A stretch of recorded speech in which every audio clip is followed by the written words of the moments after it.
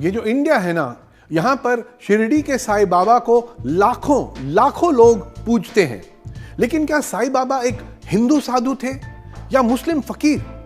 कुछ लोगों के लिए यही हमारे इस देश का अद्भुत सार है, लेकिन कुछ के लिए ये नफरत का कारण है।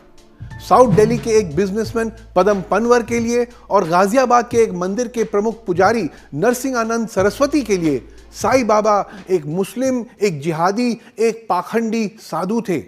एक वीडियो में दिखाया गया है कि दिल्ली के एक शिव मंदिर में पदम पनवर ने साईं बाबा की एक मूर्ति को तुड़वाया, खुद भी उस पर हथौड़ी चलाई, साईं बाबा को मुस्लिम कहा, जिनकी मूर्ति को हिंदू मंदिर में रहने का कोई अधिकार नहीं है। साईं बाबा की मूर्ति हटी जाएगी मंदिर से, ये कोई भगवान नहीं है, 1918 में मरा है, ये मुसलमान है। एक और वीडियो में पनवर नरसिंहानंद के साथ हैं, जो साईं बाबा की मूर्ति तोड़ने के लिए पनवर को बधाई दे रहे हैं। साथ में वो उन हिंदुओं को मूर्ख कहते हैं जो साईं बाबा की पूजा करते हैं। इन्होंने अपने गांव के मंदिर में जो एक पाखंडी साईं मुसलमान जिसका नाम चांद खान था, चांद मियां, उसकी मंदिर में लगी हुई प्रतिमा को तोड़कर फिकवा दिया है।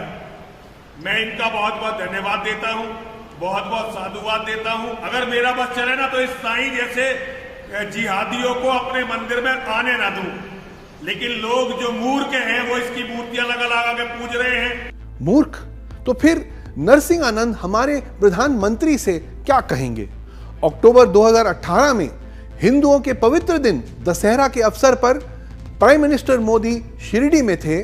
साईं बाबा की मृत्यु का शताब्दी वर्ष मनाने के लिए उन्होंने तब कहा, साईं बाबा के दर्शन के बाद मुझे बहुत शांति मिली।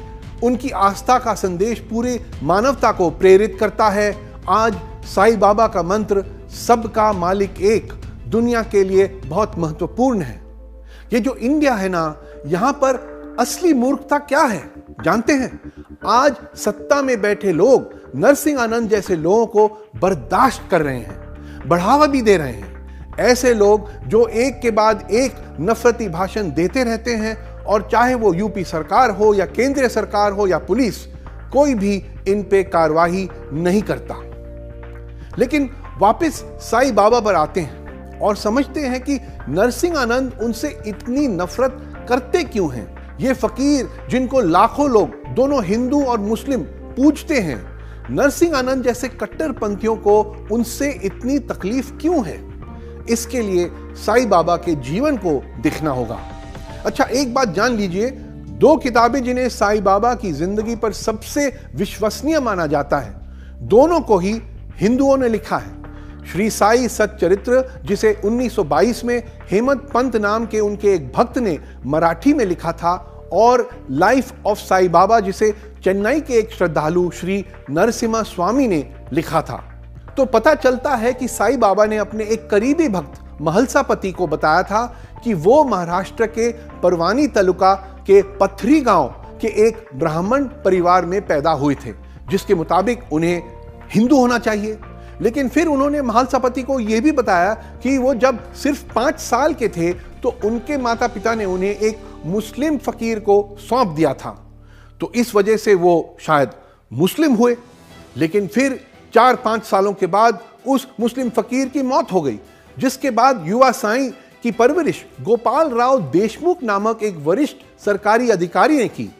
देशमुख जी भगवान तिरुपति वेंकटेश के बड़े भक्त भी थे, जिसका युवा साईं पर काफी प्रभाव पड़ा। ये जानते हुए साईं बाबा को हिंदू मानना चाहिए।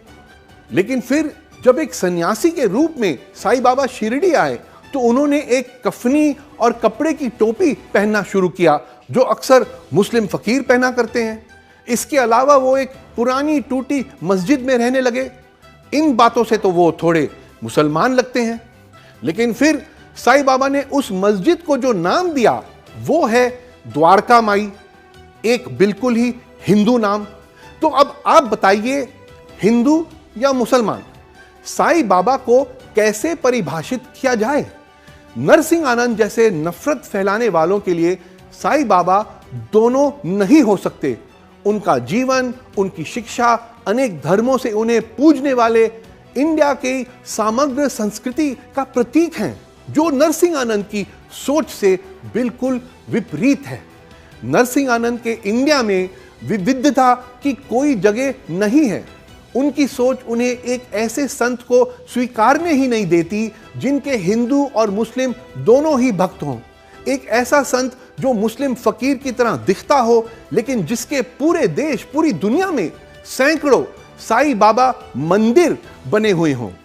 तो क्या हमें नरसिंह आनंद को लेकर परेशान होना चाहिए, जो साईं बाबा को बिना तर्क के चांद खान नाम का जिहादी बताते हैं? दुर्भाग्य से ये जो इंडिया है ना, यहां नरसिंह आनंद जैसे लोगों की आवाज बुलंद होती जा रही है। और जब मौजूदा सरकार इस तरह के नफरत फैलाने वाले लोगों को नजरअंदाज करती जा रही है, तो फिर हमें उन पर फोकस डालना पड़ेगा।